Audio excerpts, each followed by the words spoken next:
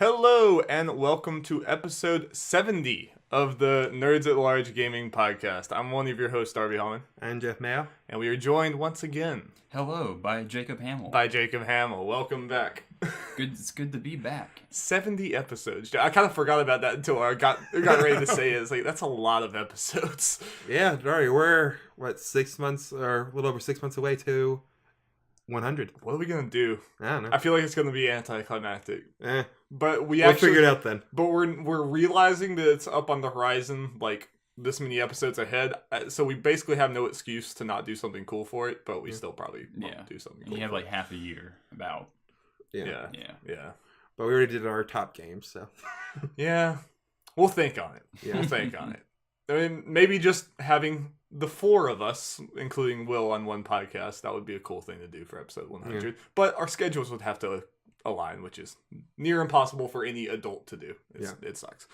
But we have a very exciting episode here for 70 because we have a lot of stuff to talk about, some serious things to talk about, some new games that are new to us games.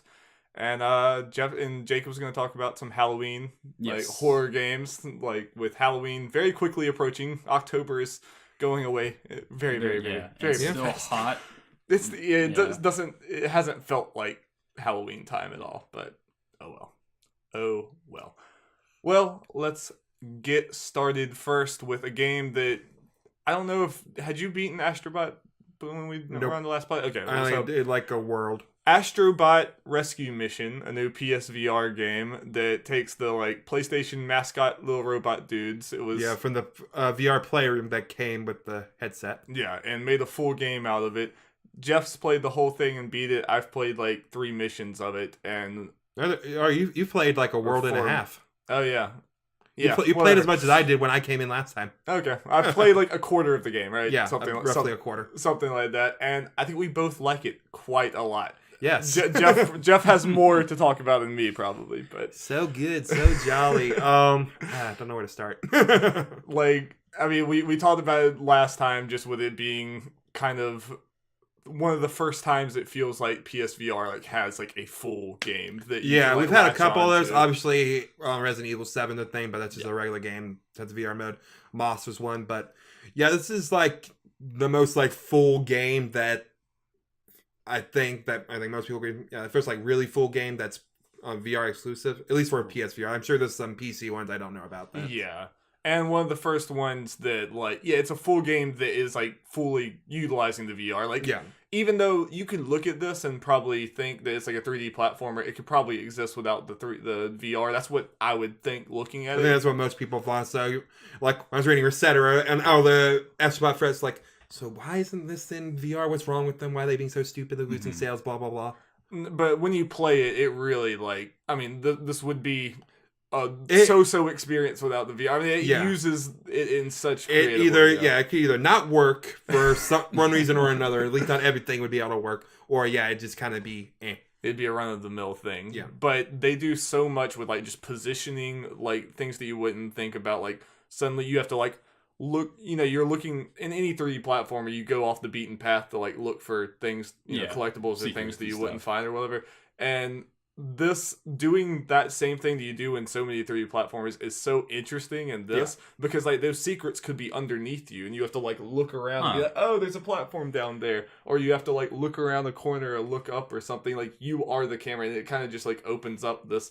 It seems obvious for VR, but I've yet to see a game really do it this well. Yeah, yeah, I agree. And one thing that could potentially be a problem with this game is being able to know where Astro, that's what I'm going to call the little robot, is and being able to move him. I think the game does a really good job of you knowing where he is and being able to control him well. Right. I think what helps is, if anyone who's played it or seen trailers, when Astro jumps and you hold down the button again, he can hover and he has lasers. Those lasers help big time because it's easier for you to tell like where you're moving him and all that kind of stuff. Okay, yeah. It could be a lot more troublesome. Yeah. It also has the added benefit of they're actual lasers. They're not just like a thing so you know where they are. So they'll hurt enemies that you jump above. Which is nice. Yeah, we'll show you. It'll be a lot more like, but it's also like, it's a game that very much takes inspiration and like is building off of the Mario games we played in the past, like 3D platformers we played in the past, which, I mean, I don't mean that as a knock against it. It's a cool thing that, like, it's almost like they were able to start with a base, like, mechanics that we're all familiar with. Like, you can jump into this and you're not going to be confused because, like, there's basically bullet bill-esque things. There's, like, platforms. Basic that, enemies. The most they will do really is have, like, spikes or something. There's, like, biometric. Platforms you jump on this, bounce up here. Like, you know how to do everything immediately, which allows you to just immediately jump into the VR aspect that makes this unique. So it's like playing a 3D Mario. It's just with this cool VR mechanics. Like, for example, on some levels, there are little chests you can... In each level where you knock it, you get a, like, item thing, like shuriken or a grappling hook or a water gun that you use for each level that do things really cool. Well, do a lot of cool things and makes you as the player kind of more involved. So, you know, you're in the game, you as the player are this giant robot that's overseeing smaller robots. That's what, and you have there's actually a controller in the world. Like when you move the controller on, you actually see the controller. Okay. Yeah. Interesting. Yeah. Yeah. I haven't seen too much of this game, but it sounds like a really great use of VR. We should throw you in a little bit. Yeah, it's. I mean, I think this is going to be one of the ones that you just immediately show people because it's accessible and you can immediately do it. I don't think this is going to be anything like. I at least hope 5 years from now we're not saying that ASTRO BOT is still the best VR game because like. I think we're still very early in the ultimate thing of this, and I think this is a great entry point, and it kind of shows the direction we're going. And I think people are going to be hyperbolic, saying it's like like the best thing ever. I don't think we're going to be talking about this game in 5 years because I hope VR has moved on to like has built off. You're saying I think we will still talk about it. Hopefully, not in the way it's the best game, but as the turning point. I can see, like okay, this is the. Or we're talking about like this is the inspiration for future games, that type of thing. Right. Yeah, I think this is a good building point. Yeah. And what I really like about this game, I don't want to go into too much spoilers for people that played because a lot of it is kind of being surprised at what you're seeing, witnessing, and all that kind of stuff. But there are 5 worlds, and there are 5 levels in each world, with the final level being a boss. But each level is completely different than the last. You don't know where you're going. They're all unique in some way. Like, I don't think there's going to be a thing like where you talk about it with someone who's played the game and you say, oh, this, like, I really love this level. You'll immediately know what they're talking about because each one's unique.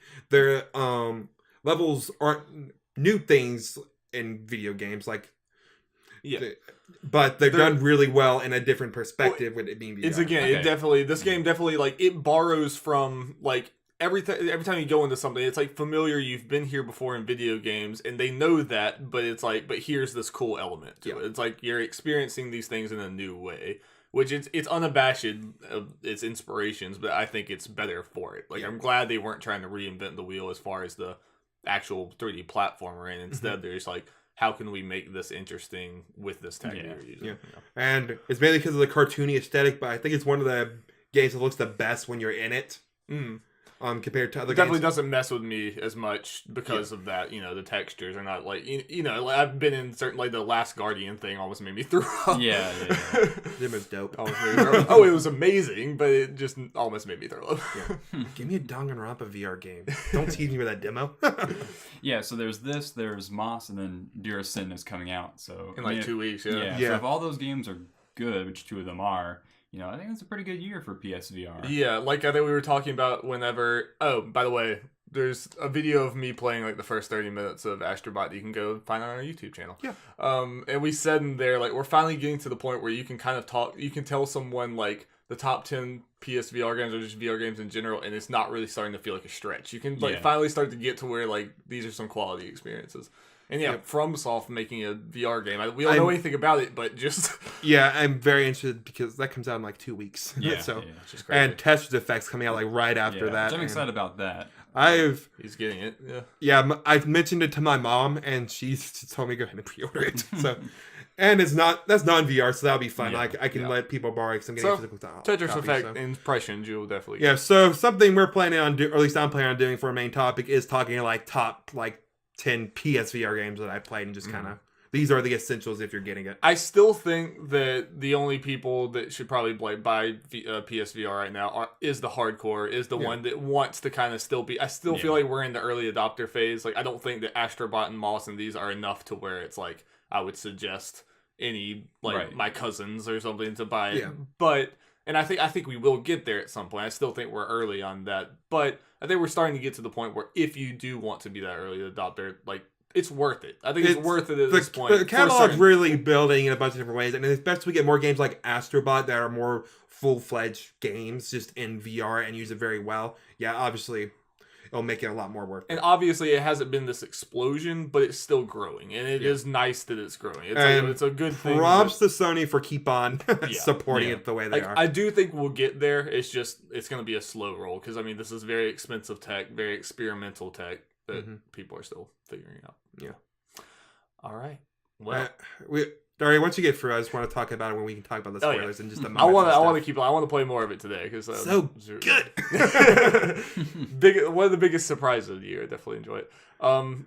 Spoiler for Indie Year Awards, probably. Another big surprise from like 6 months ago that Dari, we're at 9 months at this point. Yeah, I know. I've talked about it a few weeks, but I am like literally a few like screens away from beating Celeste. It's getting very hard, and I've been doing other things. But everything that stood before like this game is phenomenal. It's gotten even better since I played it before. I don't know. You need to check out Celeste if you haven't before. I mean, like even if you're not into like these kind of like tough as nails 2D platformers, like I'm really not. Yeah. This like it gives you the satisfaction of like a Super Meat Boy or something to where it's like it's really hard to get through every single section, but it's like just accessible enough, and it's like it's hard, but you're not going to spend too much time in one spot before you're going to get it. And anytime you're doing something wrong, you know what you did wrong. You just have to figure it out. Yeah. It's really, really, really satisfying. And the story is like surprisingly like these type of games usually don't have good stories. This has story like at all. Or story at all. This actually does have like a really awesome tale about like, depression and anxiety and stuff. It's highly, highly recommended. Honestly, Jeff, it's gonna be a like gunfight at the end between this and God of War. Like I don't know. No, I feel I've been saying God of War, but I could change my mind the last second. It's gonna be brutal, especially since I'm reliving it now for you. I know, like I came right at the right time with Celeste. Yeah, it's really weird to me. Most people, it's gonna be Celeste and then God of War. Like me, I played God of War, and now I'm playing Celeste, so it's weird. Yeah, but I don't have too much more to say on that. You can go last week to see my more impressions, but that game is so damn good and freaking cheap. And cheap, $20, $20, and on most of the platforms, I think. I know Switch, the main one. I know it's on PS4. It's on all the consoles, and I have to imagine it's on PC. Yeah. The only things I don't know is phones, but I doubt it's on phones. Yeah, I don't think it's on phones. I think no excuse. Depending on how tight you want those controls to be, I don't think it would work well on I my would phone. not want to play that on my phone. That would be bad. Yeah. What do we want to talk about? Do we want to go into the horror stuff now? You can, yeah. Yeah, all right. Pretty much, it's October, Halloween's coming up. I like to play horror games, and over the years, I've built up this really big back catalog of, indie horror games that are all pretty cheap and pretty short. And so this year, I was like, you know what, enough. We're just going to, steamroll through, 10 of these and just, see how they work out. And if the weather won't get you there, I will get in the spirit. Yeah, really. It's been 80s for, the good half of October here in South Carolina. That's rough. But I don't want to go into too many of them just for the sake of time, and also I do want to write an article at the end of the month. Cool. I'm here's 8 really good horror games you can play for free or for under $5. Yeah, nice. Which is awesome. But the one that I beat last night, which I played a little bit before, a few years ago, but I didn't get too far into it, is Spooky's House of Jump Scares. Yes. Which is actually renamed to Spooky's Jump Scare Mansion, because apparently House of Jump Scares is trademarked by something. So if you boot it up, it's the original title is taped over, and there's the new title. That's cute. That's cute. Right on top of it. But the game is pretty much what you expect. You're in a mansion. There's 1,000 floors you have to go through, and there are jump scares. Yes. It's one of those... I don't know about you guys, but it's always been for me, I get way more scared from, cartoony looking things that turn like scary Yeah. than I am realistic things. Like a lot of times horror movies won't scare me, but in like Doki Doki Literature Club, like rocks me to my core. Like for some reason it's always that way for me, and this is another example of that. Yeah, it's cartoony for the most part. I don't want to give too much about it away, but pretty much, you know, some of the rooms are short, some of them are longer, but you go through the first 30 and nothing happens, and then all of a sudden there's like a cardboard cutout of like a sad pumpkin right in your face, and you jump and scream. Sorry, we're doing a Let's Play. Let's help you now. I mean, I watched this like 3 or 4 years ago, and it was still very much in beta. I mean, like, has to be so much that it's not there, because like when I watched it, you literally got to a certain floor and the message came up being like, hey, we're not done with this. So it's like you can keep going, but nothing new is gonna happen. It's like, okay. It was just all like procedurally generated, which I'm guessing it still kind of is, but at times, like, you can get the original game for free actually on Steam, and you can buy an HD version of it, which comes with the DLC, which is pretty different. I haven't played it yet, but I know it's not like the base game. Okay, but is it scarier in non-HD? It's very scary. And it runs smoother too, because I played a little bit of the original version. Okay. It does definitely run smoother as an HD. And I played this on my laptop, which is not powerful at all, so it can pretty much run on anything. I can't imagine it's that. Ours should be fine, Dark. Yeah. And if you're just a fan of horror games in general, there's a lot of references to Resident Evil, to Silent Hill, to Amnesia. It's really a really fun time. Yeah, I definitely recommend it. Oh yeah, I can't remember. Have I ever put you into Resident Evil 7 VR?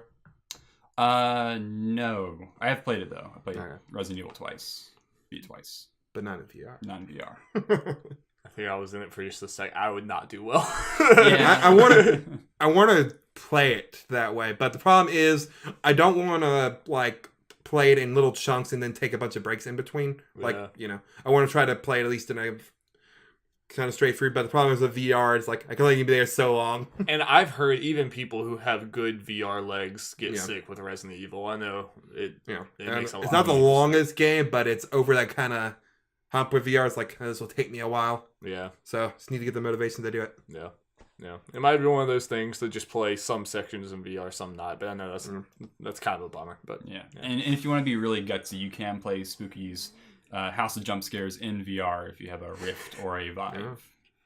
But no me gusta. Yeah. You have to be pretty tough. Yeah. I gotta say. Yes. Well, I guess you might be writing more on nerdsatlarge.wordpress.com. Yes. About horror games that people can jump into and play. I know you've talked about like Korean horror games and stuff. Yeah. Like, there's a lot of different things. Yeah, I haven't played it, but there's a really good Korean horror game called White Day. Yeah.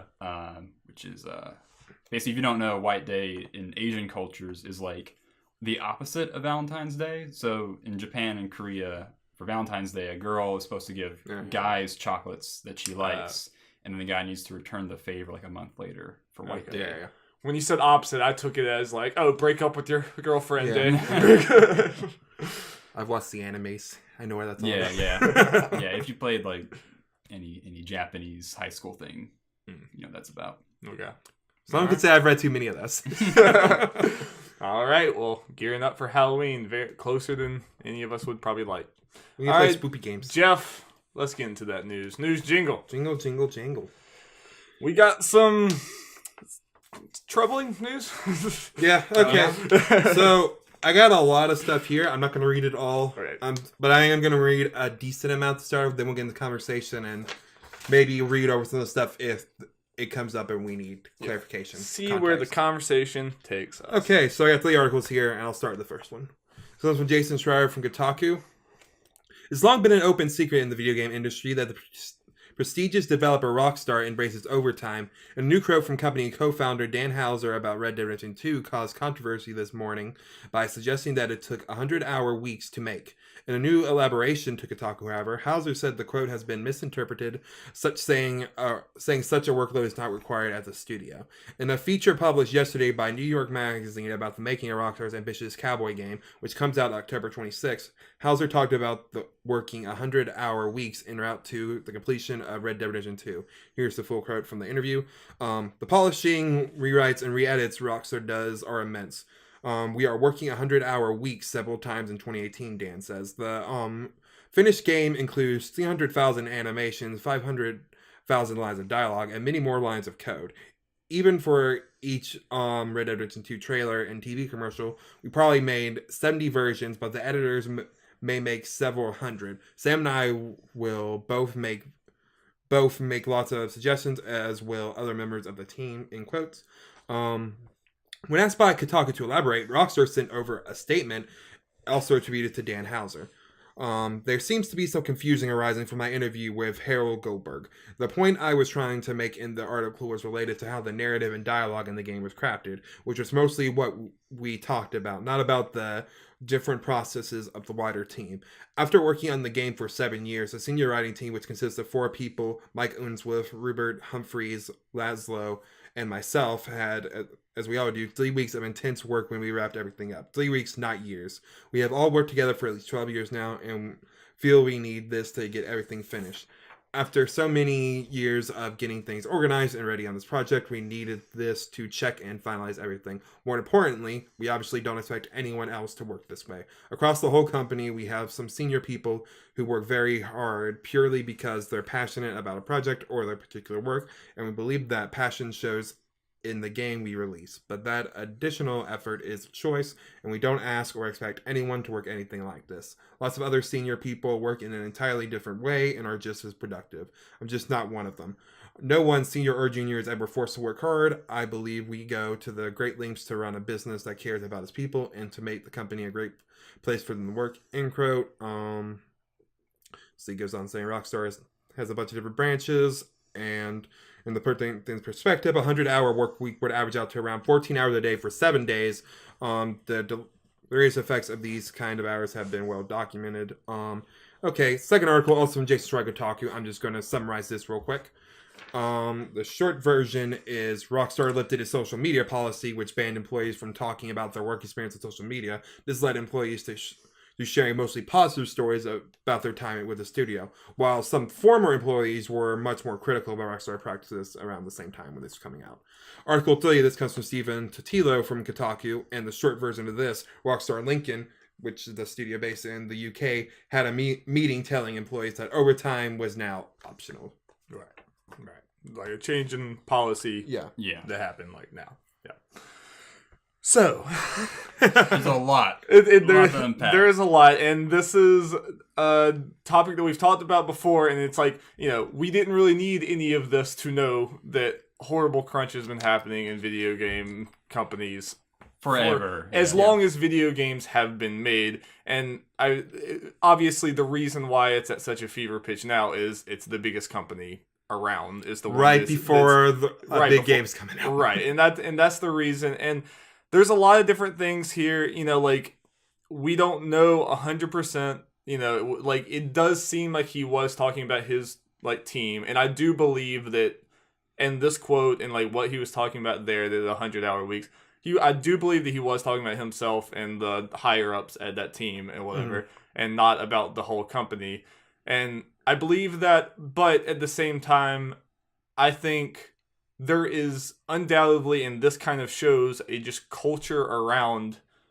obsessive work and not protecting employees and stuff that is pervasive around the video game industry. And I don't even know if it's always malicious. I think it's just partially video game culture, partially American work culture. It's partially a lot of different things. I don't know where you guys I think that this is, regardless of like what it is at Rockstar, this is a conversation that needs to be happening broader. Yeah. And I think that I think this is just like the first time I've seen this catapulted to such a big scale, even though it's something we've known for so long. Mm-hmm. Yeah, I mean, I think this story has also gotten more traction in light of the Telltale shutting down and people talking about their experiences while working at Telltale, which was not a great place to work at, apparently. Right. And, Rockstar has had numerous allegations in the past, numerous stories of employee abuse. There was the Red Dead wives back in the time with Red Dead, where it's a bunch of wives of people working on Red Dead like wrote a letter and like put it on the internet talking about how like they have not seen their husbands in like months and stuff. Yeah. There was also a story about a lady who was a manager who worked for Team Bondi when they were making LA Noire, and during periods of crunch, she would bake everybody a cake to help people get through, the crunch period. And then she got fired for doing that by Rockstar on high, and the executives who were in charge of that. They said she was wasting time baking cakes. Yeah. So I mean, how dare she? There is a lot, like most of the like most troubling Rockstar stories and everything have come from that time, like 10 years ago from there. And it's not to say that like we don't know how much better it's gotten, but there is a history there at least. And this, I've been like wishy-washy like in different ways, and I still kind of am about this issue, and just obviously it's kind of like all roads lead to unionization when it comes to like crunch topics and everything like this. And I've like I said, I've been back and forth on it, because there's a lot of ways where it's like you can get to the point where when you structure the way that people are supposed to work so much, it gets like troublesome. I even think it's way small potatoes compared to this, but I think about like working at the newspaper when I was at USC. I knew some people, and myself included, where it's like sometimes I got my best work done when it was like down to the wire. We were staying up till like 2 or 3 a.m. to get some story or to cover something, and it was exhilarating, and I would do that for like a whole weekend sometimes, and sometimes it felt good to like do that. But some of the differences, I did that for a weekend, not for 3 months or for 3 weeks or whatever it is that it seems like every single video game ends up being. It seems like crunch is almost a just universal thing at this point. And it's been going on for so long that I kind of feel, and you're in this industry where you feel like if you stop working that hard, they'll just replace you with some college kid who will work, who will sacrifice their life until they're an old jaded person. I mean, it's an endless cycle. Yeah. So you feel like you can never stop working that hard, even if you want to stop. Part of the reason the second two stories are very important, the whole social media policy thing and the saying the overtime is now optional. Thing is, I'm like, those are nothing, really, because the social media thing's like, yes, because people are going to backtalk their bosses on social media. And the whole optional thing, well, you're making it optional. So what you'll do is kind of like what you were saying. If people who don't do it, they'll get replaced by someone younger and full of energy. Well, and that, it's like, doesn't really... Jeff, if you were working on like a project and it's like, Jeff, you haven't been doing a whole lot of overtime. We might not want you on the next project. Yeah. And it's one of those things that it's like, like your boss says, like, yeah, sure, you can go home at 7, but then he's staying there working. Everyone else is staying there working. You're not going to leave. You're going to be like, well, I guess I have to stay because everyone else is staying. At some point, it has to come from the top down. Like, you can't say these things are optional, but then good and well you are holding people to that standard. Like, even if you're not, like, actively thinking... if this person goes home too much or whatever, I'm going to fire him. But that's the way this is going to work. It's kind of unfortunate. And it might be an American thing because it seems like these two actions taken by Rockstar, the whole policy change and the social media thing works because you do see a lot of people like, see, it's not as bad or that kind of stuff. And that kind of like... and that's what, like...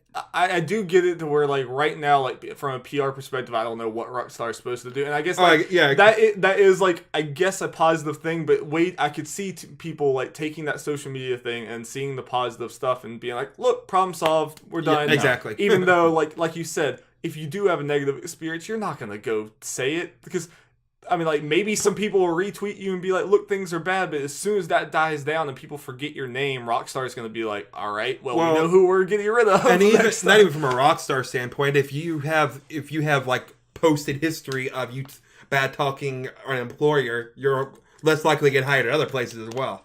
Right. Yeah. Right. Yeah. Crunch is never a good thing.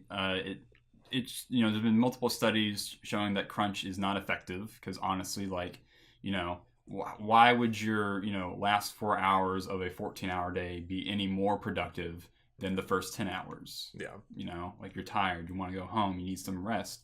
And a lot of people do great work when they've had that time to recharge, to rethink. Mm-hmm. And like the only reason crunch, still exists is because, well, one, it's because the industry is built off of treating its employees like disposable batteries. Yeah. Two, it's because executives are trying to please shareholders by putting hard deadlines on things. Yep. When really that only benefits the execs who make millions and the shareholders who make money off of their investment. Doesn't benefit the employees at all or the product. And that's also the problem I get to, where it's like, I mean, and I've been guilty of saying it too, but like people, for Rockstar, it makes sense. They're like, well, if you're having to crunch this much, which we don't know everything about Red Dead Redemption 2, but it's clear, at least in the past, they've had severe crunch anyway. And we say, like, yeah, just delay it. Like, we can play Red Dead Redemption in March of 2019, and it's going to still be just as much of a hit as it is now. But then, can small developer X do that?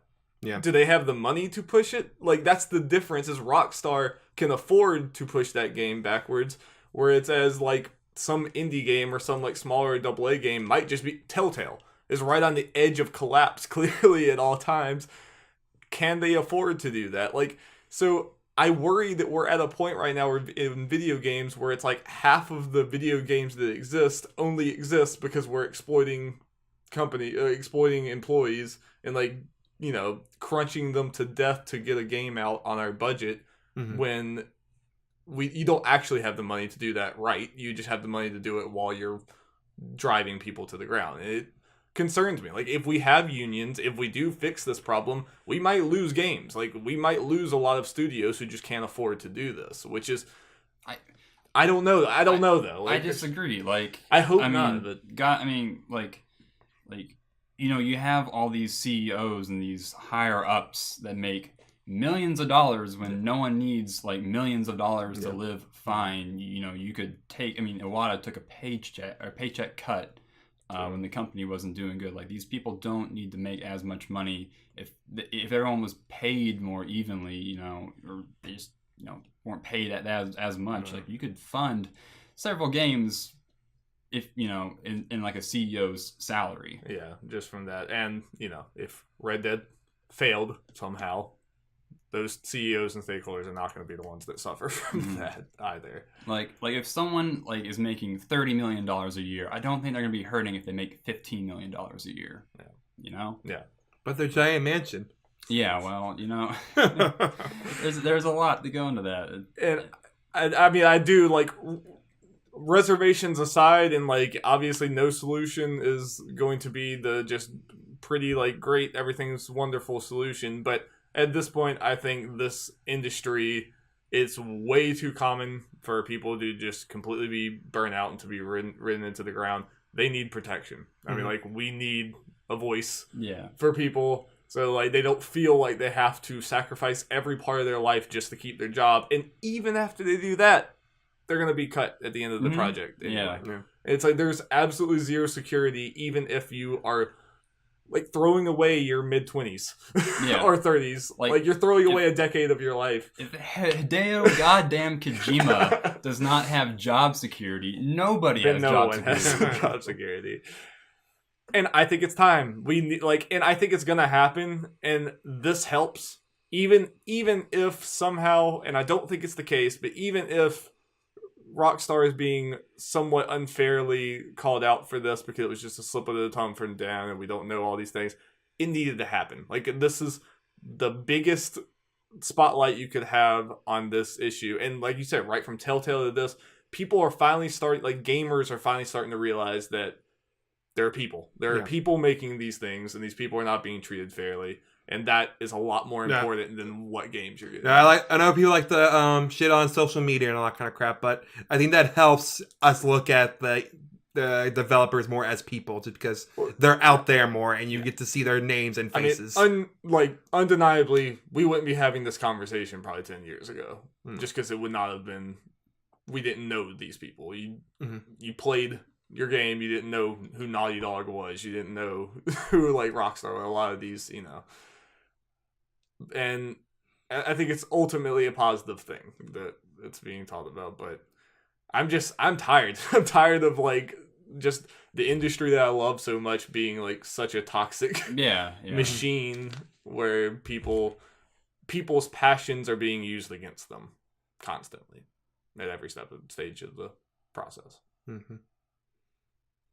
And it's frustrating. Yeah, and what's even with like, with people starting to recognize companies and studios with, different games, even then I feel like it still doesn't help employees because like it's just, Naughty Dog, it's just Rockstar. Like you don't know, this developer, this creator, this writer. Normally, there are some exceptions. Neil Druckmann's the Naughty Dog example. Well, that's what made the Telltale story so interesting is like that happened and you saw these people's raw emotions. Like when, they get kicked out of their building in 30 minutes. So you have 30 minutes to leave the building. You see those people on Twitter. Like these are suddenly people that you're actually seeing. And this has been a thing since the 80s or whatever. I mean, it's just... these people didn't have any sort of a spotlight, and that's only just because Telltale is pretty big. I mean, this happens all the time, and we probably don't see it. It's just... it's. I feel like there was something else I was gonna say. I mean, it's a thing that needs to change. There needs to be, I mean, honestly, like I wish, consumers would be like, no, we're not gonna, support a product that, does this to its employees. But honestly, like the vast majority of people who buy video games don't care, or, they're just gonna, or they do care, but they're just gonna buy it anyways. And especially when you get to the point of Red Dead Redemption 2, I guarantee you the vast majority of people buying Red Dead Redemption 2 have no clue the story is even happening right now. Like, they probably never heard it once. Yeah. And it's also, you get to the point where it's like, these people are like it's a complicated issue because supporting it, you're like supporting this process to keep happening more and more. But if you boycott it, then you're not playing the game that these people sacrifice their life to make, and they want people to play the game they made. I think the answer, I mean, that's where you get to the same answer every time. We need protection. Like, these people need to be able to make what they want to make, and you buy what you want to buy, but they don't have to worry about their life at the end of the day because they have protection, whether it's a union or whatever, Yeah, not to mention, like, again, like you mentioned before, like, tons of, workers are let go at the end of every project. Yeah. So it's like, do these people, like, they're not even going to see the benefits of if their game sells well. No. The only people that are profiting off of that is, again, the executives and the shareholders and greedy rich people, which I sound pretty, I guess, anti-capitalist right now, but it's the goddamn truth. I mean, this is an American culture problem, and it is a capitalism problem. I'm not saying that, like, that's always a problem that can't be solved, but that is where this comes from. And it comes from it's a lot of things on top of each other. It's the American spirit of, like, I'm going to work myself to the bone, and, like, work is the most important thing. And it's people in higher up positions using that passion and using that, like, drive and everything to their own advantage. Yeah. And also the media and, like, kind of us are a little bit responsible just with... we joke about it or whatever, but there are, like... We react way too much to delays. We do. Yeah. Like, we act like it's a way bigger deal than we should be acting. Wait till the story after this. And that needs to change. We need to, even with, like, later on, we're going to talk about Telltale, and they're like, oh, we might have episode 3 out this year. I'm like, don't say that. Just don't. Be fair, with not Telltale said that. Bogota. The Walking Dead episode 3 or whatever. Yeah. I'm like, just quit putting these dates on there to just like, work on the game. When the game is ready, announce the game or whatever. But, like, tying your, like, the release date is way less important than someone's livelihood. Yeah. End of story, period. Yeah. I knew this was look forward to our Red Dead coverage next week. Yeah, but I said next week we'll actually be talking about the game, but it is going to be weird. I don't know. But, and, like, I mean, ultimately it's like, you can still make these big budget games without having to have people work 14 hours a day, every day. I agree. Yeah, I mean, I know Insomniac, for example, like, I'm sure they've had some hard hours, but I think it's been reported that Insomniac had no crunch in the development of Spider-Man, and I think that comes down to management. Yeah. And it does get to the point, like, some people work better, and, like, I also want, like, I want unionization, but I also want people to be able to work the way they want to work. So I knew people, like, in the paper and other places I've been that worked best by kind of putting things off and then just going down to the wire at the end. I don't work that way. Sometimes I do. But it's like, you know, it's like sometimes you do need to do that, and sometimes that's going to happen, but it needs to be paid. It needs to be, like, actually a choice where, like, a lot of this time it's not actually optional, even though they say it is. And don't, like... These people plan for crunch. Crunch should never be something that you can put on a calendar. You know, that's just absurd. Yeah. I think it's something that'll be interesting if and correct me if I'm getting any of this information wrong. Jason Schreier at the end of one of these articles said, like, hey, I've been working on an article of this for a while. I've been hearing stuff that makes this not as black and white sounding as it is, blah, blah, blah. Either way. Yeah. So, look forward to that. I imagine, just based on, you know, Jason Schreier and his writing, we'll talk about that when the time comes. Yeah. So, chance Dan Houser never does an interview again. He really did one before. I bet he already, like, never did interviews. Yeah, like, again, like, I mean, Rockstar has had these stories floating around them for a long time. And that's like part of the reason that people picked at it. Yeah, and it's like, you know, you talk about, like, the Red Dead's, like, you know, enlarging and shrinking, like, horse testicle store, and it's like, oh, haha, that's funny, but then it's not so funny when you're like, maybe some animator had to work 5 extra hours every day to, like, get that done. Had to not see their wife for days on end to do that. Yeah, it's... And, like Dari said, that we need to have this talk, and even with this, like, all these talks from all the, you know, different gaming people who've talked about this, they've kind of been centered around Rockstar in a way, but it's always in all these cuts, like, ours branched out to just in general. It needs to, like, I think I'm glad, I'm kind of like, in a way, I'm glad this is happening with Rockstar, because that's the biggest possible megaphone for this issue that we could have in this industry. But this conversation has to balloon out to other things, because we're also talking about the company that spent how many years working on Red Dead now? I mean, like, 6? This is actually the best situation you could be in. Think about other developers that have a lot less money, a lot lower time frames that are having to churn these games out. This is Rockstar that didn't even announce it until they'd been working on it for years. This is the best scenario you could probably be in. There's much worse out there. I mean, again, like you guys said earlier, like, Rockstar definitely had a problem in the past. This game might have gone better. It might have just been the story thing at the last couple weeks since they have worked on it so long. I wouldn't be surprised if this is a lot better than it has been in the past. And like I said, maybe Rockstar's being unfairly thrown under the bus, but Rockstar can take that hit, and this industry needs to change, and this is going to be a part of that change. I mean, it's not like it's going to affect sales at all. No, it's not. Yeah. It's all three of us at this table are about to go buy the game in a few days. I mean, it's it's depressing. It is, but but you know, just give me the thing. Again, I don't care. Just give me the thing. It's not going to be like save all thing, and we really need to move on. But I mean, I'm firmly unionization has to happen. Yeah. It has to happen. These people need more protection than they have. Yes, absolutely. All right, let's move on. Luckily, 44 minutes in. I knew that was going to be... That's technically our main topic. Oh, yeah. I mean, like, I wanted to get all that out. I've been wanting to talk about that. Yeah. So. It's a good thing there's very little other news. For hot takes. Yeah. Okay, next story comes from Asar Kizilbash, Vice President of Marketing for Sony Interactive Entertainment of America, posted on the PlayStation blog. There's a post about a bunch of upcoming games. And we're trying to talk about particularly Days Gone for the most part. And this is what the little excerpt for Days Gone had.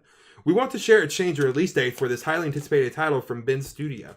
We recently decided to move the release of Days Gone from the crowded February timeframe to April 26, 2019. While the studio is eager to see Days Gone in the hands of fans, Ben's studio will take the opportunity to further polish Days Gone. As PlayStation fans already know, Days Gone is an open world... you don't know about that. And some additional...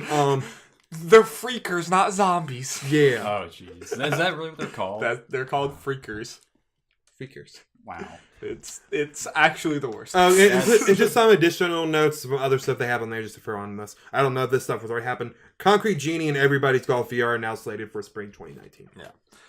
I don't think this is a bad move. I mean, I'm kind of respect them saying there that we're moving out of the crowded February thing. They're almost kind of admitting, like, we're moving this because it's going to die. Yeah. So I think that's perfectly fine. I wonder if a decent chunk of the thing was the whole thing about polishing Days Gone and doing a bunch of working on some because they moved it 2 months instead of just maybe till March. And there's like, well, February's not a good time anyway, so just more motivation. I think only good things can happen from especially as right now, it's going to fill up as we get closer. But there's nothing in April right now. Am I wrong? Because there's everything in February, and in March there's Division 2, Sekiro, and Devil May Cry. Yeah. Nothing really in April, I think, but we're still like 6 months out. There will be, but yeah. I mean, I think it's not a bad move at all. And kind of like we said the last one, maybe these things need to cook a little bit more. Yeah. I think Days Gone makes also more sense as far as the games that are on that February 22nd release thing of... It's a first-party game anyway, so it being in... It's moved out of that fiscal year now. So, since it's a first-party Sony title, I don't think that stuff, from what I understand, doesn't really matter as much to, like, Sony and Microsoft as far as those games go, getting in the fiscal year. And there's not as much hype for Days Gone, I feel, so it having longer to promote and not being a busier thing will only help it. Can't hurt. Especially with it being polished and all that. So it was going out to die in February, unless this thing just comes out with 10s or something. It was going out to die in February. So, I mean, it might be going out to die in April. I don't know, but feels that way. I still could see a universe where suddenly April comes around. They're like, guys, they promoted this poorly, but this is like a really, really good game. I still could see that. I'm not expecting that. I mean, I'd have to see a list of games, but I can't really think of much that's supposed to be coming out like spring or whatever that go up against it. And the most is Nintendo stuff because we got a couple springs for like Fire Emblem and Yoshi and stuff, but that's not going to affect Days Gone. No. Yeah. Most of the stuff we know is right before that. So. And that's usually there's kind of a break there until August, September-ish. I mean, I think God of War came out in April. Usually, like, Sony has... That's what I'm getting at. This is only a good move for Days Gone, just in every way. And April did do good for God of War. I know this is not on the level of God of War as far as hype and all that kind of stuff, but... I don't remember there being much around it. Exactly. So it's like, this is probably the best place for it to perform if it's going to perform. Honestly, unless I'm forgetting something, the closest thing to God of War was Detroit, which was another Sony game. Right. So. Right. That is I am morbidly curious about Days Gone. Yeah. Excited how it's going to pan out. Yeah. Very, very interested. I don't see much of any chance I'm getting it. I'm not either. And like, I kind of feel bad because it definitely doesn't look bad. And I think it's going to be a good game. It's just like, it's coming out after so many games that have looked like it. And I'm probably still going to be working on the games that come out in January. That's also the problem, is that... And finally, might be coming out around then as far as me I can't even get to all the games that I'm really excited about, much less games that I'm like... That don't excite me. The only way I can see it, and, I'm only speaking for me here as far as me getting to it, if I hear really great things, everything sounds really good, like I'd be into, and summer's kind of dry like it normally is. Maybe get to it then, if... Just everything sounds amazing. I'll still be playing Fire Emblem, and Okay, so moving on. This comes from Brendan Sinclair. This has 2 parts to it. This comes from Brendan Sinclair for GameIndustry.biz. No single player, no problem. Activision announced that Call of Duty Black Ops 4 brought in more than $500 million in worldwide sales over the course of its launch weekend. That's the same figure the publisher revealed last year for Call of Duty World War II, still down from the series high point in this generation, Black Ops 3, which brought in $550 million in its first 3 days. That said, it's still well above the generation's low point, Infinite Warfare, which brought in less than half of World War II's total. That's not to say the game hasn't set some records. Black Ops 4's launch weekend set new high marks for both combined players, average hours per player, and total hours played on current generation consoles. The people have also spent more time watching Black Ops 4 on Twitch for the game's launch weekend than any other Call of Duty game in a comparable time frame. Next part comes from Christopher Dean from GameIndustry.biz. First weekend UK box sales of Call of Duty Black Ops 4 are down almost 50% compared with last year's Call of Duty World War II. The sales are also down 59% comparable to Black Ops 3. So we can start for a box Call of Duty game since 2007's Call of Duty 4 Modern Warfare. And it just kind of goes on saying mentioned in the last article, the records it still has set. So, So it's doing pretty well, and Yeah. I honestly think that last one reads to me more about physical sales declining than it does. That's why I brought up Call of that. Duty. I don't think that's like doom and gloom thing for Call of Duty, but just wanted to get both stories in, and just like you shows more like yes, physical sales are down, but everything, and it's just in one region anyway. But it's still pointing to strong Call of Duty sales overall. Also, it's still like the second highest game. Let's see. Box game of the year in the UK other than FIFA 19. Yeah, okay, hard to beat that. So, FIFA, yeah.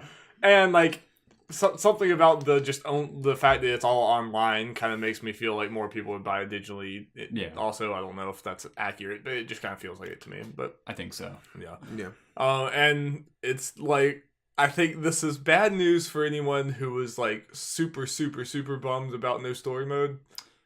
Because they took it out and really saw absolutely no dip in sales, largely because of Blackout and how positively Blackout's been taken. Yeah. I still could see it coming back, especially since like next year's games, like they trade studios. So that's what I was saying. You might have some hope for next year, because the studio probably already working on it, and part of the reason this game did not, we heard earlier, was because there was some development problems with it. Like it was originally supposed to. Yeah. But there's some development problems. They're like, well, we could just do this battle royale thing.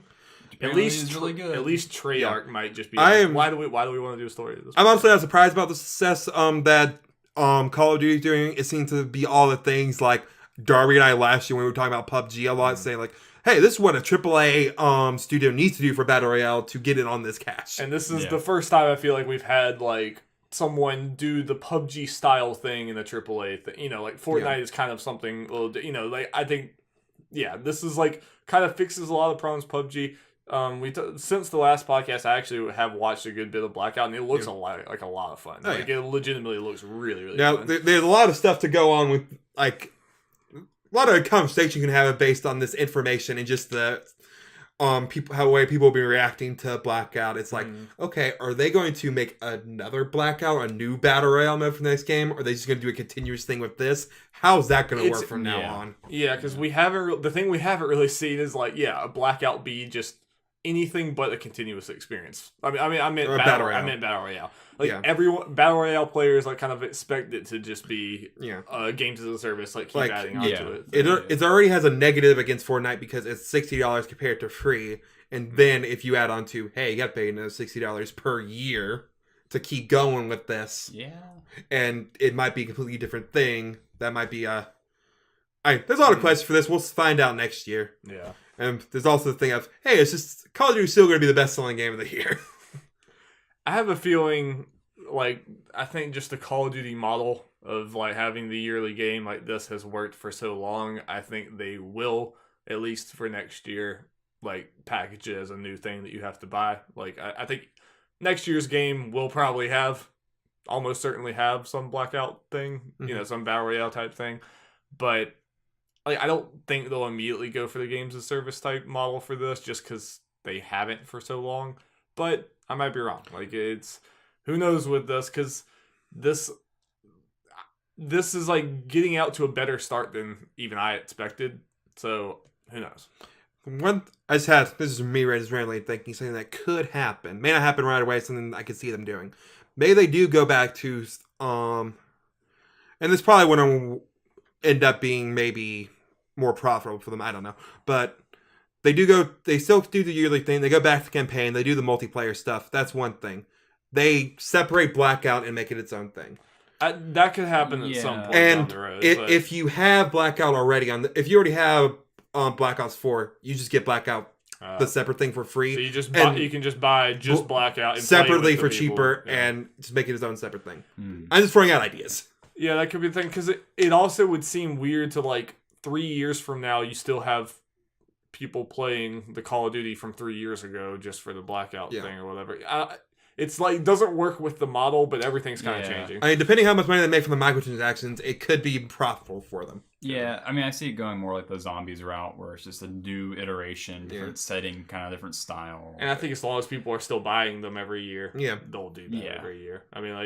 But part of me feels like, and I could be completely wrong about this, people will be more against it with the Battle Royale thing. I don't know. The game of service model. Yeah. Because you're just used to that model not being the thing for Fortnite. I feel like there's going to be a way people are, kind of turn on the Call of Duty model a little bit. This will be it. Yeah, I mean, from what I've heard, like Blackout has eaten kind of PUBG's audience. I think so. And yeah, so I just don't. I mean, I could see them like get buying the yearly release, like the PUBG crowd, the Fortnite. I don't think there's like a big crossover between like PUBG Blackout people and like Fortnite. And if there is, I do legitimately think these like I think that's the hot thing that people always want to go to. I think Blackout and Fortnite are going to exist just fine together. Yeah, because they're going to be fine. But they're kind of opposite in a way, because Fortnite's like third person and cartoony and all that kind of stuff, and Fortnite is more Blackout is more realistic in first person. Well, and Fortnite is an experience that like I could just like, hey, we have our phones, let's just bust out and go. Like it's something where like Call of Duty is something you like, the Blackout is something you kind of sit down and do. And like for me, I mean the Blackout thing is a lot more appealing to me, because I just think for all that we make fun of Call of Duty, they have amazing shooting mechanics. Like their mechanics are tight and awesome. And when I think about having that with the Battle Royale like thing or whatever, with that good of thing, because that's been my problem with Fortnite, and from what I've seen of PUBG, I haven't actually played it, but just seeing it is just the concept is really fun, but the mechanics aren't the best. Yeah, where I think Blackout definitely. I mean, Blackout looks like a blast to me. Like I really want to play it. I just don't want to spend $60. Yeah.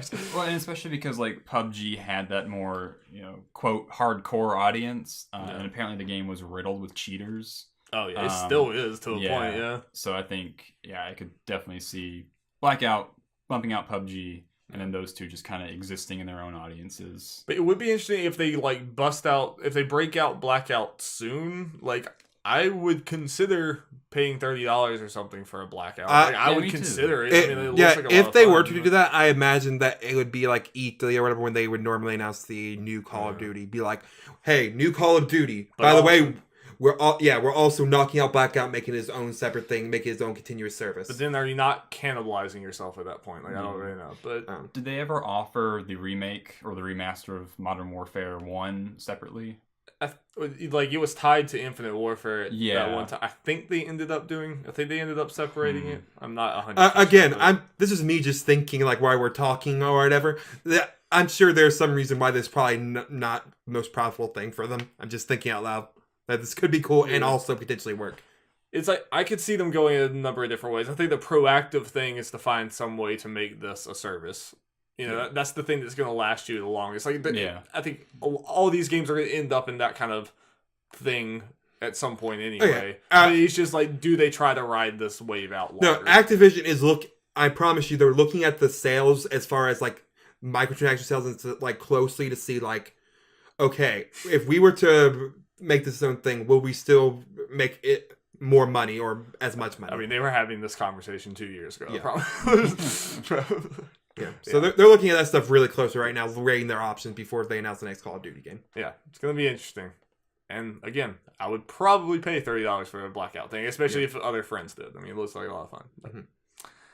We shall see. I'm sure this is going way better than... I mean, like, this is like the best case scenario for them as far as Blackout. Like, definitely. Especially since Blackout would kind of seem like it was a last minute change that they did. They're like, the story's not working out. Let's just do this. Yeah. And turned out really well. Yep. Okay. Next story comes from Matthew Handrahan from Game Industry Biz. Handrahan. Skybound Games CEO Ian Howe has reassured fans of Telltale's The Walking Dead that the third episode in his final season will be released this year. Howe addressed those fans there's a Reddit Ask Me Anything thing they were talking about. That's the main focus. Howe addressed those fans. When he described himself as just trying to help get over the finish line, whatever, saying third episode releasing this year. That's probably the wrong move. Yeah. Because from what it sounds like, they don't even have all the people together. There's going to be some weird accent things they don't have. It's October 20th. Yeah. They're still trying to get the crew together. And would any like rational, sane person fault them for not getting it out this year? I mean, the problem is they didn't say anything. No one would say a thing, but now that he promised it, that's absolutely the wrong move. Just like these people have had enough stress. Don't put timetables on them. Just make the game. You know, like I think that's definitely a poor choice to do it. And I wouldn't honestly, I don't expect them to actually hit that. Like the only reason like it might work is because apparently they had already been working on episode 3 for a while. So like maybe there's just so little to do that they can. But at the same time, like I don't know. But still, I think Skybound Games overall has been doing this the best way they possibly can. Trying to get all the Telltale people back. Some of them had already had jobs, and some of them aren't going to take it. But they already had like 40 people. I think they've like signed back on. So like they're doing the right thing. Yeah. But go on to the last story, and we'll call this the awesome news of the week. But people better not get on Twitter and start like sending death threats whenever they don't get it this year. But people will, because people suck. Yeah. Next story comes from Darby Hallman from Twinfinite. Who that? In a rather hilarious video, IO Interactive has revealed that Sean Bean will be the first elusive target in Hitman 2 and will be available a week after the game launches. Bean will play a man named Mark Faba, an assassin who goes by the name The Undying, has a knack for faking his own death. In the video, Faba says, "They keep trying to kill me," and talks about how he's cheated death numerous times. It has been has long been a joke on the internet that Bean dies in everything. It appears that Bean is very much aware of this, and putting him in a game as a target of an assassination is pure gold. It appears that Bean is excited to see his character as well. Quote, "I'm thrilled to be part of the upcoming Hitman 2 video game. It's always exciting to take on a new role, and I'm looking forward to everyone seeing my character in action when the mission launches." End quote. Once the elusive target drops, players will only have 10 days to take down Faba before the mission is gone. With elusive targets, you get one shot at killing the target, and if you fail, it's over. Players can also vote now for what exclusive weapon they would like to unlock by going here. It's just hilarious. It's so good. I'm a little sad it's not just straight up Sean Bean. Like, it's not playing any character. It's like you were assassinating Sean Bean. Like, I guess props to IO Interactive to feel good enough about getting Sean Bean and just making it a 10-day one chance thing. Yeah, that's kind of. I mean, and that's actually like on the longer tail for elusive targets. They've had other ones before where you only had like a day or 2 days or something, which kind of seems weird to me. But on one hand, it's like good on you getting Sean Bean and doing this. On the other hand, it's like maybe you should make that a little longer, making it like a permanent thing. Yeah, making sure people. Yes, they want something so people rush out there to get the game. Yeah, that's probably definitely it. If it was there forever, then they would probably do what we've done with Hitman for over a year now and be like, oh, I'll get to it at some point, and then never actually do. So trying to get either way. Like the video was like really funny, and it was. I just love when people are like very aware of the memes of themselves and everything, and. Yeah, it was really, really good. Embrace the meme. Embrace the meme. Embrace the meme. Embrace it. Alrighty. Okay. That's all the news. We can do whatever we want now, Jeff. Talk about more games. I didn't realize when we were putting the order of stuff, the next 2 games are all me. Well, then it's you. Let's go. Let's just get up and go. Okay, first thing. Last weekend, I played the Jump Force closed beta. Full anime. Yep. You're looking at I somehow got in. I don't know. They just knew. They knew. Well, Jeff. They wanted those impressions on the Nerds at Large Gaming podcast, so they knew they had to send it to Jeff Mayo. Jump for #1 Superman. I was worried I didn't get it because people were getting them. I didn't get it till like the day before, like that night. I was like, well, I know what I'm doing tomorrow morning. So how long did you get to play? 2 hours. I just played 1 session. Okay. Yep. I went in. I mainly played computer matches in the beginning, just so I could try out all the characters. Because they actually had a pretty generous character roster. They had like 16 characters. Or something like that. But no Yugi. No Yugi. They knew. They knew if people already played Yugi, they may not get the game. Oh yeah, I guess also news related to it. They announced some new characters just between around the time. They announced Saint Seiya and Dragon Shiryu from the Saint Seiya series, also known as the Knights of the Zodiac. They announced it at a Brazilian gaming conference, which makes sense because Saint Seiya is huge in Brazil, like Dragon Ball level. Weird. Yep. The moment that they said they were announcing a character in Brazil, I was like, well, I know who this is. I know what series it's from. Why is it so big in Brazil? Okay. Quick tangent. I love the stories of like some random like Latin American towns illegally streaming Dragon Ball. That was great. To a whole. Oh my god. Yeah, it was like I think there are multiple instances of it. Like people like projected on a building and like hyped? the whole. Yes, the whole the whole town was there watching it, and they were like places like in stadiums watching it. That is amazing. And then like I think like it's the hypest thing, Darby. That is amazing. And then like whoever owns Dragon Ball like sent like a cease and desist, letter, and they're like, no. I will pay for that. I will send them copies of all of it. Darby, like watching people react to the final episode was magical. I kind of want to see a reaction. Yeah. But anyway, so getting back to Jump Force. Yeah, they had 15 characters. They were very generous with that. They had 4 stages in there. So how are the characters? How does it feel? It's a 3D anime game. Does it feel like you would expect? Pretty much what you expect. I feel like it feels better than Jane Stars. I know it's not saying much, but yeah, I feel like it's just. Is the UI better than Jane Stars? UI is definitely much better, Darby. It's much better. Which is a big, that's definitely a big thing there. Unfortunately, because it's a 3D anime fighter with a whole bunch of characters in there, there's not much to the system so far as that goes. There's the heavy attack and the normal attacks that you can kind of do little things to do a couple combo strings that aren't really that much different between the characters. Like 3 special moves, normal special moves you can do for each character, and then like the ultimate move. Yeah. And then like a transformation thing, which for some of them is just getting aura around you and they're more powerful. Some of them, like Goku, going Super Saiyan. Super Saiyan. Yeah.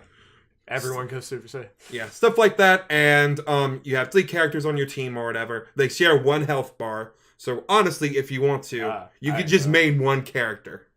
Wait, you have 3. Wait, do you have 3 characters on your team, like in a Dragon Ball FighterZ type way? Yes, and you can call them out for assists and stuff like that. But they share 1 health bar, so technically you don't need to change your main character at all. Do you cycle through them like Dragon Ball Z? Like you can switch to the other? You can. But again, if you want to, you can just technically main 1 character. Right. Yeah, you don't have to do anything. Yeah.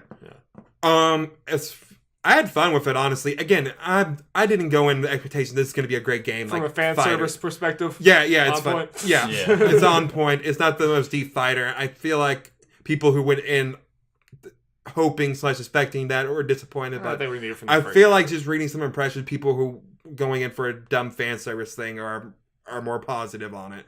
Who are you feeling right now? I'm trying to remember. Saint Seiya, I feel like might be one of the more overpowered characters in the beta. Ichigo was fun. I don't feel the Dragon Ball characters in these games for whatever reason. These crossover things, I feel like they're just more basic.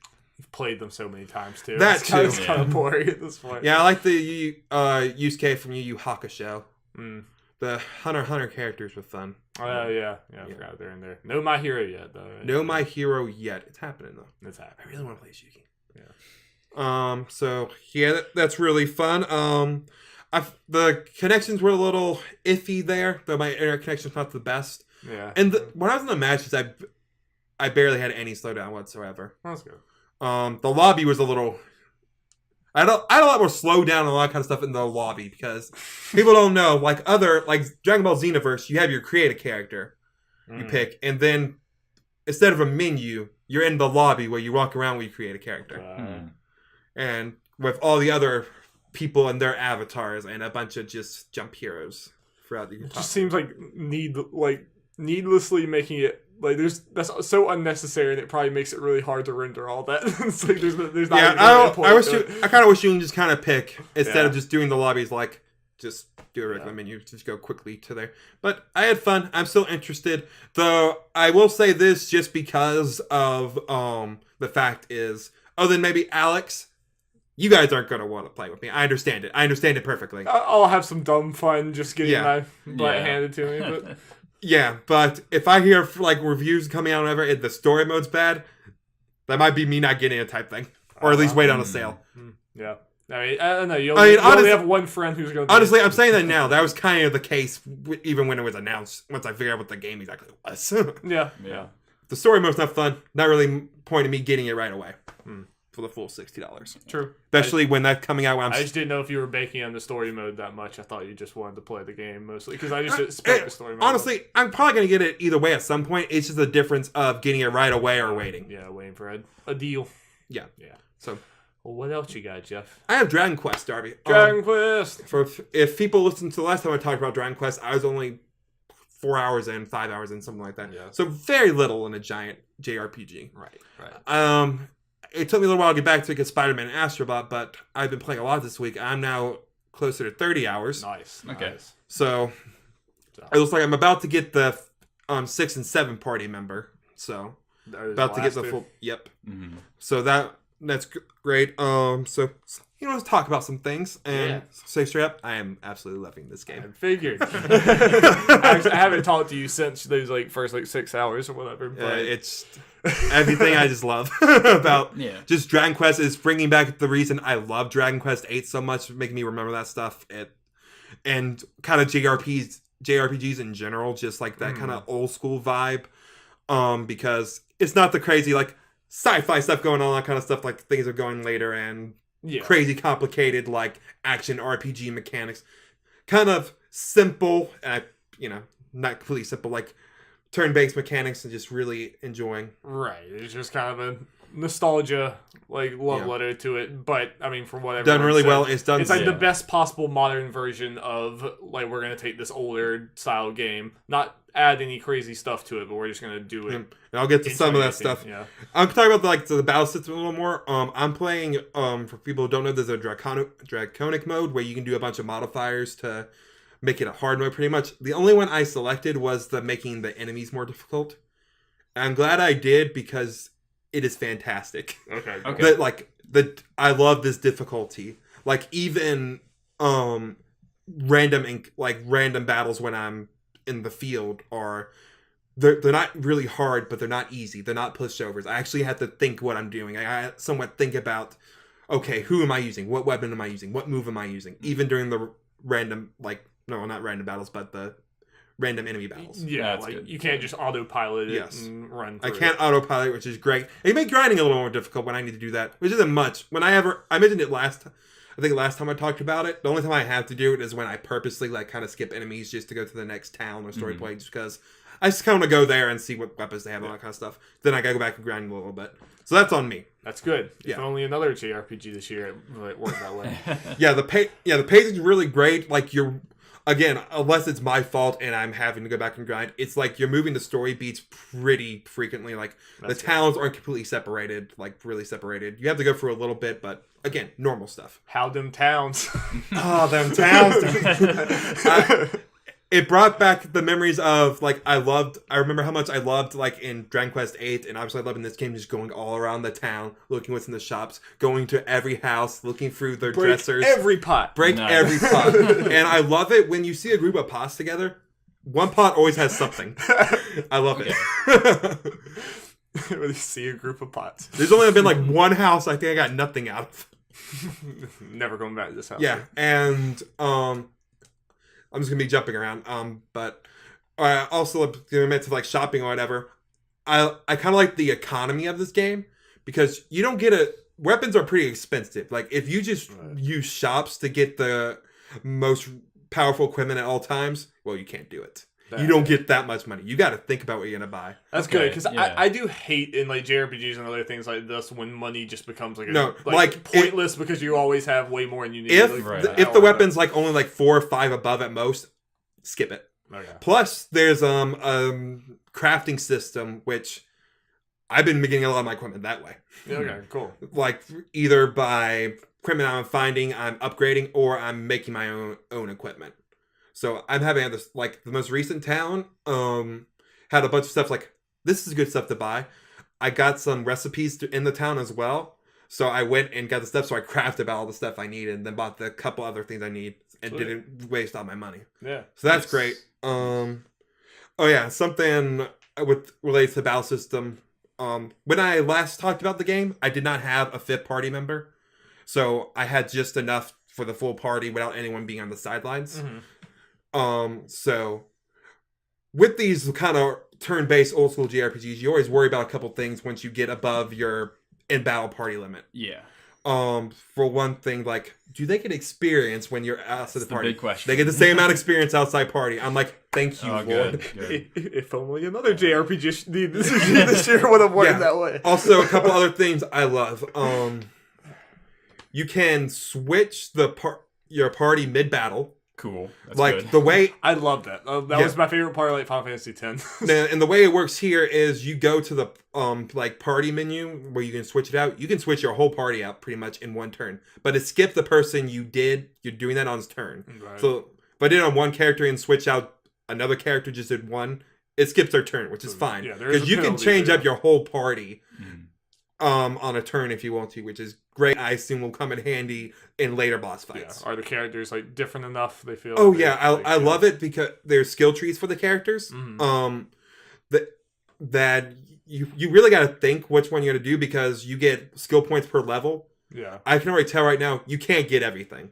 Yeah, you gotta figure out what weapon do I want these people to use. Okay, like there are already some people early on like. There's Eric, which is the first party member you get. One of his weapons is swords. The main character has a sword. I immediately was like, I'm not focusing on this.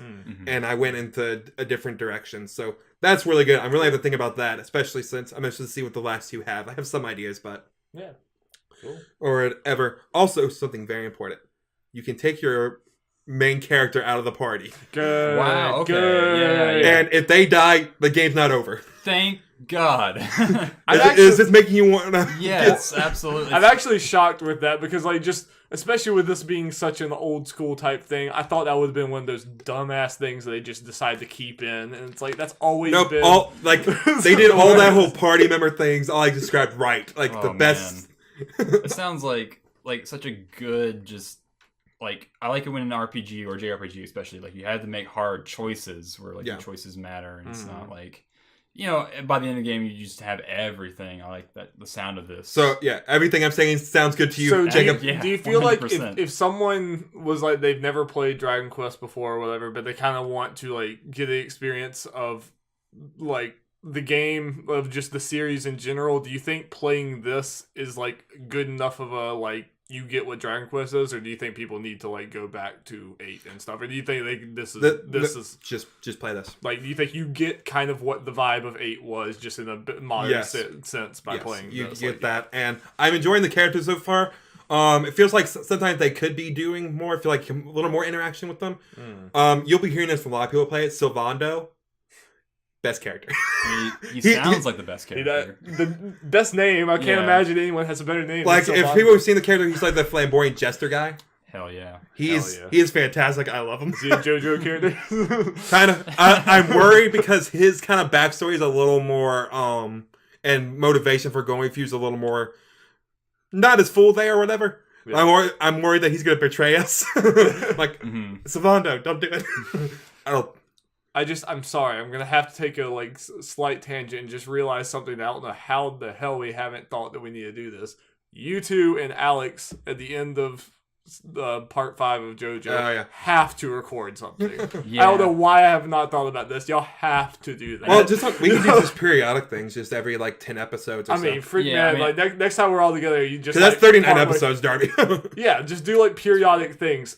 That needs to happen. Okay. I think every 10 episodes is so good, so we do just 4 things. About every 2.5 months. Yeah, I haven't seen the first 2 episodes. And it doesn't have to be like so strict. 3 episodes now. 3 episodes. Came out yesterday. Right. All right. That has to happen anyway. Idea. So, I think that's about all I really need to say about Dragon Quest. I think I got all I wanted in there. Good. I'm glad that we finally... Yeah, I wanted you to get to the point where you could kind of just... I'm absolutely... I'm kind of glad Jacob's here, sitting here this one, and it sounds like everything I said. Because I know you've been wanting to... Jacob's to play it, you and Celeste. Yeah, definitely. It's like I wanted to hear more about it because I know it's a long game, it's a commitment. Well, maybe you can borrow Jeff's after he's done like I got a digital copy. 8,000 hours from now. Never mind. No, I'd rather have like my own copy actually. Yeah. No, based on what I know what you like for our JRPGs. It's kind of based on it. I think you'll love it. Yeah, I mean, you and Celeste will have a good time with it. Yeah, I mean, especially because I know this game probably hasn't sold a ton. You know, I like to support it and buy it. Yeah, I guess it's kind of good because I didn't know exactly the extent until recently, like for the skill tree that you're not gonna be able to do everything. So you knowing that ahead of time, you'll be able to emphasize early and decide. I like that. Yeah. All right, this last little bit. We're going to get into Spoilerman, which recently me and Jacob have both beat. Jeff obviously beat several weeks ago. But he platinumed it. But we have all beat the Spoilerman. So we are going to have a spoiler cast soon with William Outlaw. All 3 of us and William Outlaw. That's going to be exciting. I'm very excited for that. So we're going to save some of our discussion for that, to watch that. And right now we're going to be spoiler free. We might at the end of this podcast break off and do a little bit of spoiler things, but we'll let you know. But for right now, spoiler free. Yeah, so and I guess, sorry Darby if you already said this is our last thing, so once we get to the spoiler thing, you just cut out. Yeah, as soon as we tell you that spoilers are coming, you can just peace out. That'll be the rest of the thing. So this is a really good video game. It was. Yeah. It's a good game. Is a very good game. In a lot of ways, it is, very much like the Spider-Man games I've played in the past in the PS2 and everything. It was just, actually good. But it was like the same like kind of focus and mindset. It reminded me of playing some of these older Spider-Man games. Just, again, good. Yeah. I wasn't really like too interested in this game, like leading up to it. Like I knew it was going to be good. I knew people were going to like it, but I didn't think it was going to be People for say me. with Darby for the most part. Yeah, I didn't think it was going to be for me. But then like when I was hearing some impressions by people's whose opinions I trust, I was like, maybe I'll give it a shot. Like me, right? Yeah, well, I mean, yeah, that and Mostly Jeff. Mostly Jeff. But then I was like, I liked the sound of the gameplay. Mm-hmm. People were saying that the story was like really good, more than just like, hey, here's all the Spider-Man stuff. Yeah.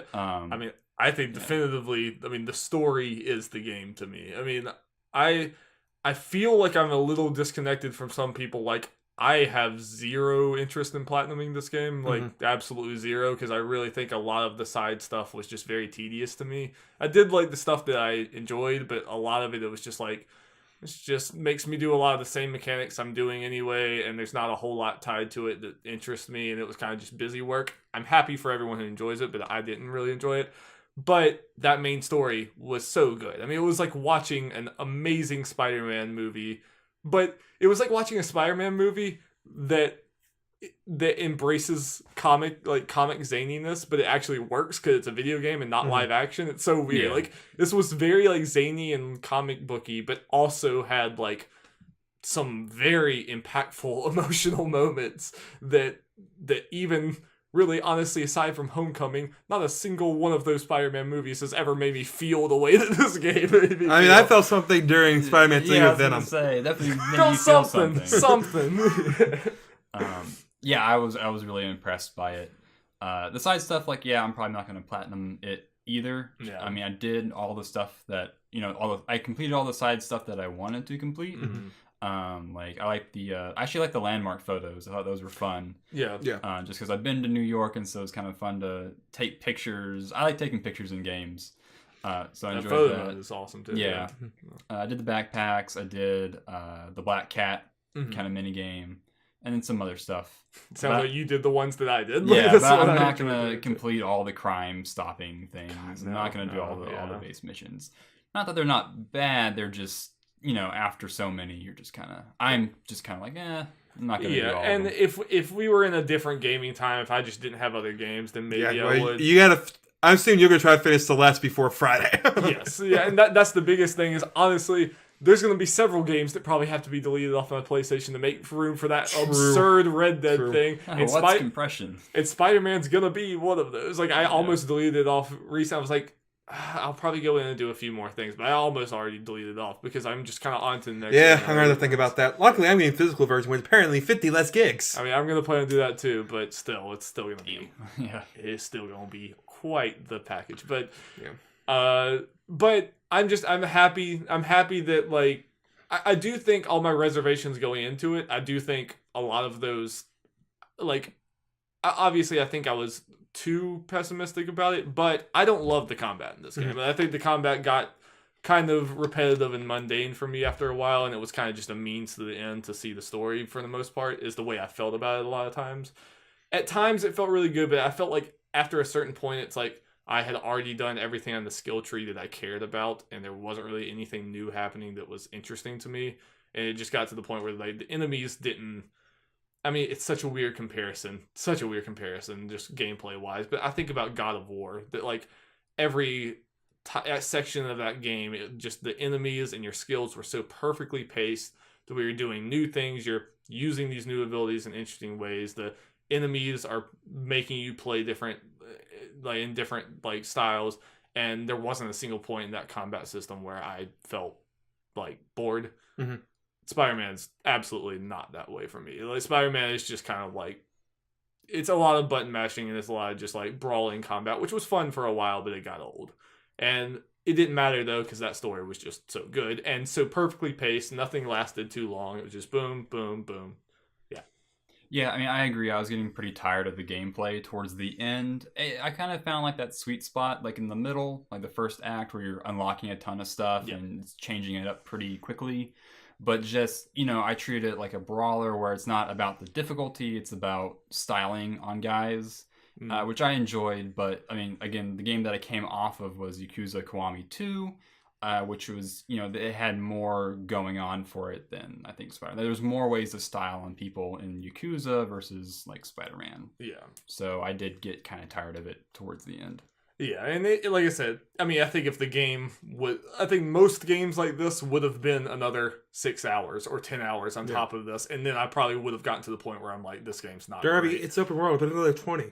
Yeah, easily could have been, but I think it was just the right length where, I did start to get tired of it, but before I could get so tired of it that I'm angry, it ended, which, was good. And the voice acting, I mean, you're right. Yuri Lowenthal is Spider-Man. He is perfect. He is a wonderful Spider-Man. Everyone, like the entire cast was just like A+, and I'm very interested to see where they go in the future.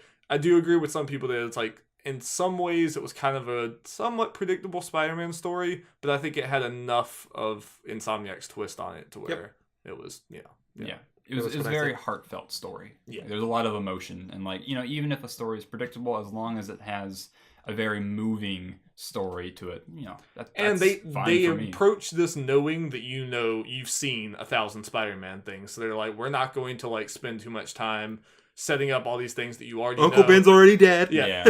Instead, we're going to like blast into it and then like show you subtle ways that we're messing with the formula. And it's like, cool. It was cool. Yeah.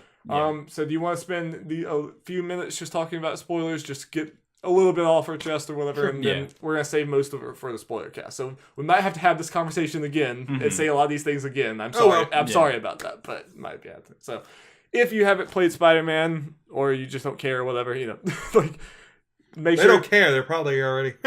Yeah. So make sure you don't listen to the rest of it if you care about Spider-Man spoilers. Check out our ASTRO BOT Let's Play.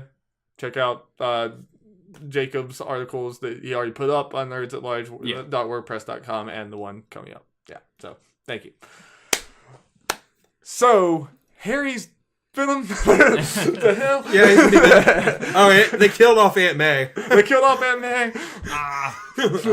The hell's going on with these people? No, I love that. I guess we're just talking about that immediately.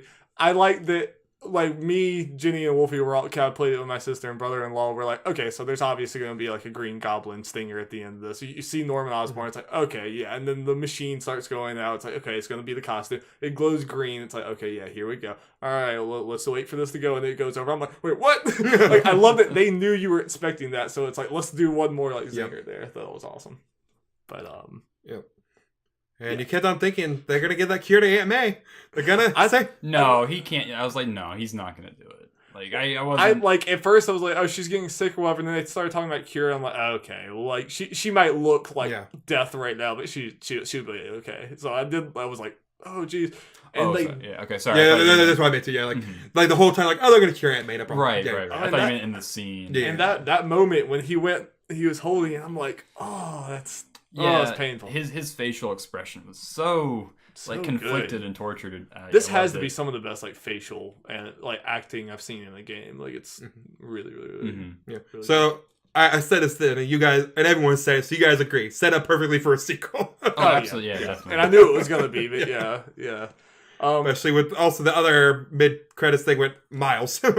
Yeah, which we knew was coming. That's the most obvious. Since we don't have too much time here, and I do want to save some of these conversations, I think the most important thing is, good God, that last Doc Ock fight. I mean, like that's one of the like most emotional, impacting things I've seen in like this type of video game. Yeah, definitely.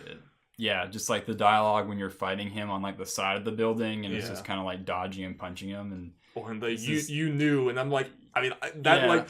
we were talking about it being predictable. I did not see that coming. Like, I thought, I kept saying, like, leading up to it, I was like, okay, so he's going to finally realize this is Peter, and that's going to be a whole thing. Yeah. No, he knew since, like, the very first mission that you see him. No, yeah, here's the thing. I saw people call it cheap, the fact that Doc Ock and Aunt May were both like, oh, I know. But at the same time, it's like, with these two people, they'd be idiots if they couldn't figure it out at that point. Well, no, and I was, like, whenever we were playing it, and he catches you with the suit, he's like, oh, you work on Spider-Man's suit. Me, Jenny, and Wolfie all were like, okay, come on. Like, he was not smart enough to piece this together from that. We're like, okay, whatever. I guess I'll like, suspend my disbelief or whatever. And then later at the end, like, no, actually in retrospect, they made that better because he was actually, like, playing that off. No, I thought that was really well done. And then Aunt May is just like, she knows her son. I think that's you can just get down to that. Like, you know. Again, we will go like way more into it, but just that whole scene in Doc Ock as a character was so well done, and just how slow of a burn it was made that payoff so much better. You know, leading up to him turning, because you knew it was going to happen, but yeah, it was just so well done. They prolonged it like so far in a good way. Like you needed that build up. Yeah. I mean, because it's very easy to do kind of like a last minute villain and have it be very cheap, but I feel like here, like. Just the acting, the build up, just the atmosphere of it all, just really worked. And the way they had like Mr. Negative as kind of like the main villain for so much of it, and then like you do have the last minute villain, but the last minute villain is tied into Mr. Negative. Like you end up Mr. Negative, you actually like care about his story too, and they did a good switch there from like him just being like, well, this guy sucks. He's like evil or whatever, and then you kind of like you get that. It's everything is just falls into place very well. And Norman's character, I thought, was like really, really good. Man, Sony's he stole the show in a lot of scenes too. Norman's, yeah, we'll probably see more of him next game. Yeah, I mean, I think Green Goblin is still happy. I feel like that tease, like while it showed Harry with Venom, I think it also is kind of like it's obvious we're going towards that. Yeah, and you even saw the like bombs and the stuff. And like, it could go either way, or they could do a lot of ways with it, like just Harry and being Venom, like kind of stuff, early game or whatever, or Norman just have that part of the game, then something later in the game, or they both. They've shown they can juggle multiple villains and not have it. Well, I'm saying is, or they could have Norman as Green Goblin the first half of the game, and then at the end, you fight Harry as him being Venom, or switch it up depending. Yeah, they do a lot of ways with it. They could, or we could have a Green Goblin who's also Venom. Green Venom. Yeah. Forget what you know. Venom go. No, I was going to say, man, Sony's really well set up for sequels for the next generation. Oh, yeah. Between Spider-Man, God of War, and Horizon at the very least. Because both Spider-Man and God of War, not in a bad way, but they both feel like, oh, this is the start of a journey. Like, they both feel like the first act of a much bigger narrative. Which, a lot of times that can feel exhausting where it's like, oh god, there's going to be so many of these. But this, I'm like so excited for both of those sequels. But and I feel like they're going to learn from this game, do a lot more. Okay, so I said this, and I want to see if you guys agree, and some of the people said it too. So, yes, I know you guys had problems with the gameplay, but do you feel like they got everything essential right, and then that kind of stuff they can improve for the next game? Oh, totally, yeah. Like, I wouldn't say, like, I dislike the gameplay, it's just... there needs to be kind of more variety. No. I kind of said as much as in my thing, but what I said is like, they got the essential parts right. They got Spider-Man right. They got the story. They got the world and all that kind of right. They got the feel the swing in right. Yeah, combat and mission structure. Pretty sure what I said. Like, that's the stuff they can look at, like what people say, and improve on that. And while this game may not be necessarily the masterpiece like God of War is, the next games could go beyond this. No, I agree. Yeah, I'll definitely say like if I was trading off like a ending that left me empty or like left me like unsatisfied with good combat with this, like this is the game where I'm glad what was good, and it's like he said, the gameplay was never bad. It was just like not quite. I mean, just by the end of it just got repetitive. It got to the point like, I mean, I've said it earlier, like I love Hellblade. That combat got horrible at the end. That got like very repetitive and stuff. And I think it's also, this is Insomniac's first Spider-Man game. It's the first game in the IP. They're still learning a lot of this stuff. But I think the next Spider-Man will probably be better than this one. But which means it's going to be a pretty darn good game, probably. Yep. So, yeah, it's very exciting. And God, they could do so much with it. I mean, the fact that the Avengers do exist in this world, like, not that I think they're going to blow out with all that, but the door's open. The door's open. And again, from a villain standpoint, they've set it up. They still haven't pulled out the Green Goblin Venom card. Yep. They could always bring back Doc Ock. I told Jeff this. I do, like, really, really, really, really wish they had not shown the Sinister Six breaking out at E3. Yeah, because me too. When I got to that point, my sister was like, "Oh, wow, this game changed a lot. Like, I was not expecting this," or whatever. Meanwhile, as soon as they were like, "Oh, there's the prison. There's stuff going on at the prison," I'm like, "Okay, well, I've seen this entire section." So, it was a bummer. Yeah, I mean, I like the apparently in the Spoilercast, Brian Intihar said they almost added in the Doc Ock line at E3. Like, when he said I was like, that would have been the absolute horrible. That would have been terrible to, like, spoil that it's Doc Ock. And it's obvious that by the time you got to that point, you know, it's still, time, you want that moment. Yeah. That would have been bad. Yeah, I like the teasing of the Avengers stuff, but it didn't, like, overshadow Spider-Man and all that. And I hope that continues with the sequel, because just for me personally, like, I like the Avengers stuff and, like, the multiple, like, characters in the world. I just don't.